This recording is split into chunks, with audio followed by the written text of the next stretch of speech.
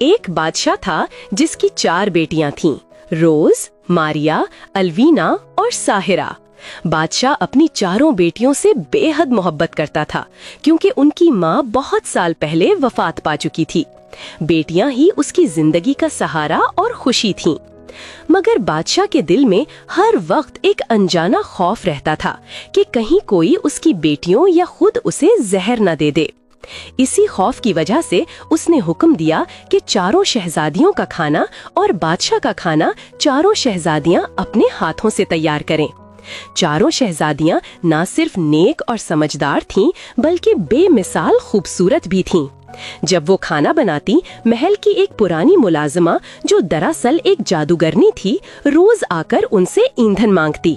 वो कहती, बेटियों, मेरा चूल्हा ठंडा है, थोड़ा सा ईंधन दे दो ताकि मैं भी खाना पका सकूं। सबसे छोटी शहजादी साहिरा को ये औरत कुछ अजीब लगती, मगर बड़ी बहनें कहती, अरे साहिरा, तुम हर बात में शक क्यों करती हो? वो तो बेचारी बूढ़ी और गरीब है। मगर उन्हें ये खबर न थी कि वो मुलाजमा जब भी ईंधन लेने आती, चुपके से थोड़ी सी राख बादशाह के खाने में मिला देती थी। बादशाह को कई दिनों से महसूस हो रहा था कि खाने का जायका कुछ अजीब है। वो सोचने लगा, आखिर ये रोज मेरे खाने में ऐसी बू और कड़वाहट क्यों होती है? कौन है जो ऐसा करता है? आखिरकार एक दिन बादशाह ने फैसला किया कि वो छुप कर देखेगा कि असल माजरा क्या है। उसने बावर्ची खाने के दरवाजे के पीछे छुपकर देखा। शहजादियां बहुत मोहब्बत और एहतियात से खाना बना रही थीं। हर चीज साफ और खूबसूरती से रख रही थीं। इतने में वही पुरानी मुलाजमा आई। उसने शहजादियों से ईंधन मांगा और जब वो अपनी झोली में ईंधन डाल रही थी, तब चुपके से बादशाह के खाने में राख मिला दी और मुस्कुराती हुई वापस चली गई। बादशाह ने जब ये सब अपनी आंखों से देखा तो वो गुस्से से कांप उठा। उसने फौरन उस पुरानी मुलाजमा को बुलाया और गर्जदार आवाज में पूछा, बोल, तूने मेरे खाने में राख क्यों मिलाई? क्या चाहती है तू? मुलाजमा ने मक्कार मुस्कुराहट के साथ जवाब दिया, जहां पना, मैं तो सिर्फ शहजादियों को ये सिखाना चाहती थी कि वो किसी पर अंधा एतमाद ना करें, मगर वो तो बहुत मासूम है, मेरी चाल को समझ ही नहीं पाई। लेकिन हकीकत कुछ और थी। वो औरत दरअसल एक जादूगरनी थी। वो कई दिनों से बादशाह के खाने में जादुई राख मिला रही थी ताकि आहिस्ता आहिस्ता बादशाह को अपने बस में कर सके। रफ्ता रफ्ता बादशाह इसकी बातों और जादू के असर में आ गया। हत्ता के एक दिन उसने इसी जादूगरनी से शादी कर ली। जादूगरनी की एक बेटी भी थी, खूबसूरत मगर चालाक, जिसका नाम विसारा ब्लॉसम था। शादी के बाद महल का हाल बदल गया। जादूगरनी अब बादशाह की असल बेटियों से नफरत करने लगी। न उन्हें अच्छे कपड़े देती, न खाना। बेचारी मासूम शहजादियां बस सूखी रोटी खाकर गुजारा करती थीं और अक्सर अपनी माँ की कब्र पर जाकर रोती रहतीं।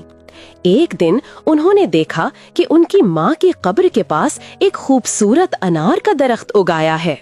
इस दरख्त पर सुर्ख रसीले अनार लगे थे जो किसी जादुई खुशबू से महक रहे थे। शहजादियां रोज वहां जाती, माँ की कब्र के पास बैठकर अनार खाती और दिल को तस्कीन देती। मगर एक दिन जादूगरनी की बेटी विसारा ने ये सब देख लिया। छोटी शहजादी ने घबरा कर कहा, बहनों, ये विसारा तो सब अपनी माँ को बता देगी। लेकिन बड़ी शहजादी ने नरमी से कहा, नहीं, विसारा अपनी माँ जैसी जालिम नहीं है। देखो, मैं उसे एक अनार दे देती हूँ, शायद इसका दिल नर्म हो जाए। विसारा ने वो अनार खामोशी से ले लिया, मगर जब वो घर पहुंची तो उसकी माँ ने फौरन पूछा, ये अनार कहाँ से लाई हो? विसारा ने सब सच बता दिया कि बादशाह की बेटियां अब कब्र के पास लगे अनार के दरख्त से अनार खाती हैं, इसलिए महल की सूखी रोटी नहीं खाती।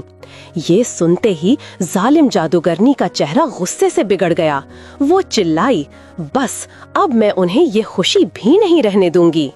जालिम मलिका ने फौरन बीमारी का बहाना किया और बादशाह से कहा, मेरे सर में बहुत दर्द है। अगर मुझे महल के बाहर लगे अनार के दरख्त की जड़ को उखाड़कर उसका अर्क पिलाया जाए तो मैं ठीक हो जाऊंगी। बादशाह, जो पहले ही मलिका के जादू के जेरे असर था, फौरन उसके हुक्म पर अमल करवाता है। सिपाहियों ने दरख्त को उखाड़ा, उसकी जड़ काटकर अर्क निकाला और मलिका को दिया। जब शहजादियां ये सब देखती हैं तो बेहद गमगीन हो जाती हैं। वो अपनी माँ की कब्र पर जाकर रोती हैं, जहां वो अनार का दरख्त लगा था। मलिका की नफरत अब पहले से भी बढ़ गई थी। उसने अपनी चाल को मजीद आगे बढ़ाया। एक रात मलिका ने बादशाह पर एक खास जादू किया। उसने बादशाह के अस्तबल के तमाम घोड़े मार डाले, फिर उनका खून लेकर शहजादियों के कपड़ों पर लगा दिया।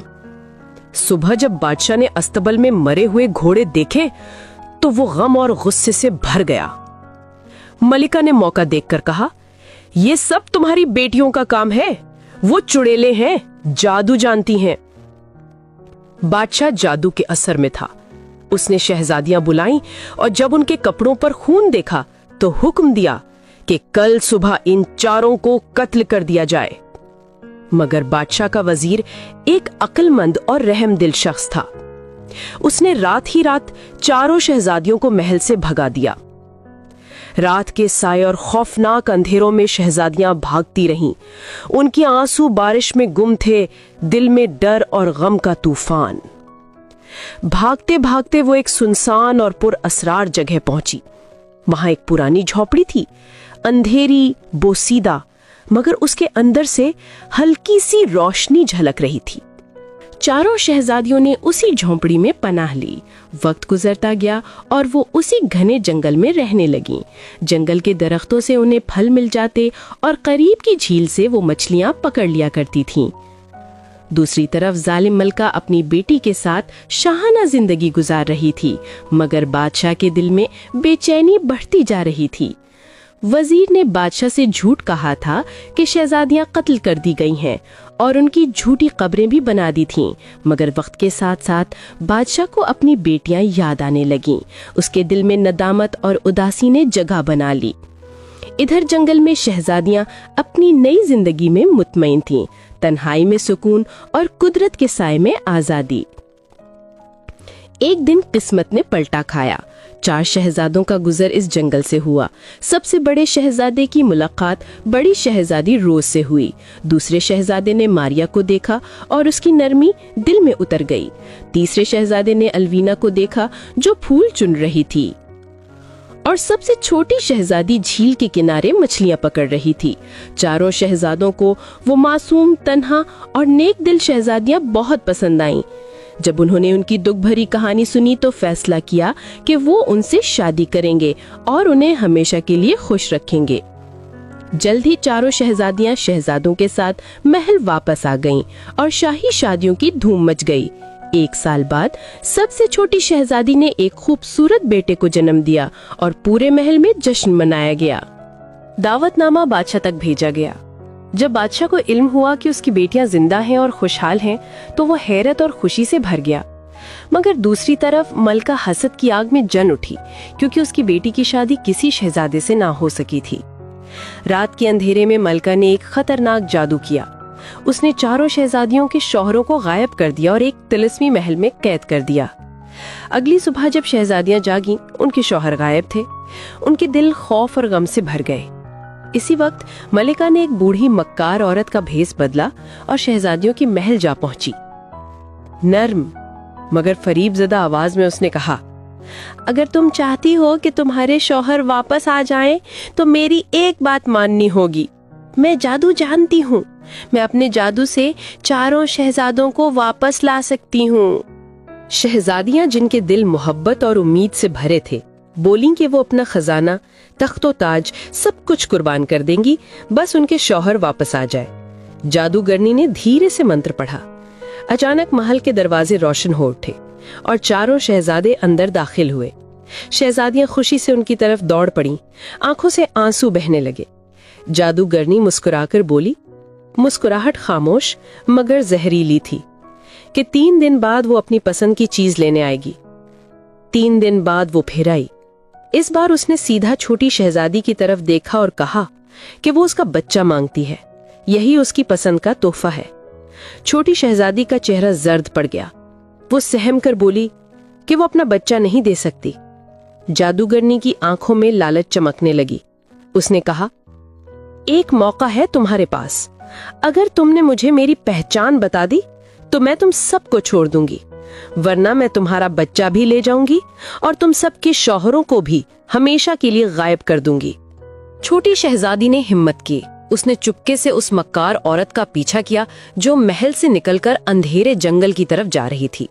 वहां जादूगरनी खुद से बड़बड़ा रही थी, ये कभी नहीं जान पाएंगी कि मैं इनकी सौतीली माँ हूँ। मैं बीच ब्लॉसम, वही जादूगरनी। आहिस्ता आहिस्ता इनकी हर खुशी छीन लूंगी। शहजादी ने सब सुन लिया और तेजी से महल लौट आई। उसने अपनी बहनों को सब कुछ बताया। फिर चारों ने मिलकर एक गहरा गड्ढा खोदा, जिसमें आग जलाई और ऊपर घास फूस बिछा दिया। अगले दिन जादूगरनी फिर महल में आई। वो जहरीली मुस्कुराहट के साथ बोली कि अब बताओ मैं कौन हूँ, वरना मैं तुम्हारा बच्चा भी ले जाऊंगी और फिर तुम सबके शौहर भी हमेशा के लिए गायब हो जाएंगे। छोटी शहजादी ने जुर्रत से कहा, तू बीच ब्लॉसम है, हमारी सौतेली माँ, एक मक्कार जादूगरनी।